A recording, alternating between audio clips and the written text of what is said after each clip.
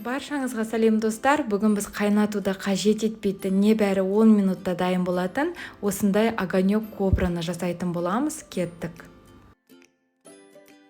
Алдымен қызанақтардың барлығын жақсылап жуып аламыз.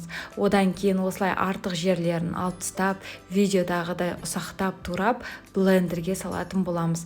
Егер де блендер болмаса еш нәрсе етпейді, онда мясорубканың көмегімен де барлығын жақсылап езіп өткізіп алсаңыз болғаны.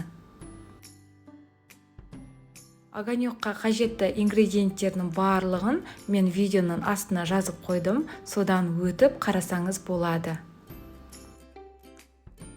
Келесі кезекте тәтті балғар бұрыштарын жақсылап жуып, тазалап аламыз. Одан кейін видеодағыдай осылай ұсақтап тураймыз.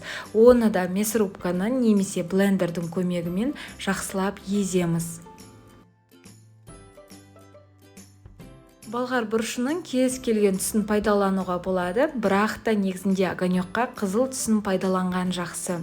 Енді жақсылап оны да осылай видеодағыдай езіп алатын боламыз. Енді ащы бұрышымызды қосатын боламыз. Мен 2 дана ащы бұрышты қостым, соның өзінде дәмі кәдімгідей ащылау болып келді. Егер де сіз тым қатты ащы болғанын қаласаңыз, онда 3 дана ащы бұрышты қоссаңыз да болады. Келесі кезекте сарымсағымызды жуып тазалап аламыз. Барлығын жақсылатып блендер немесе мясорубканың көмегімен езіп алатын боламыз. Енді барлығын жақсылап осылай езіп алғаннан кейін бір ыдысқа біздің езілген сарымсағымызды, ащы бұрышымыздың барлығын салатын боламыз. Барлығын бір табаға құйып алған соң, келесі кезекте аспиринді жақсылап езіп қосатын боламыз.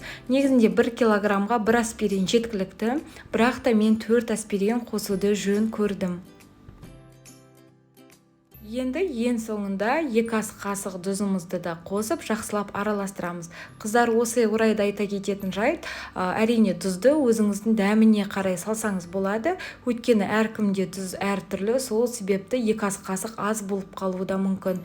Енді тоңазытқышқа 1 күнге алып қоямыз. Келесі күні барлық огонегімізді жақсылатып бір шайқап араластырып аламыз. Одан кейін банкаларға немесе бөтелкелерге осылай жақсылап құятын боламыз.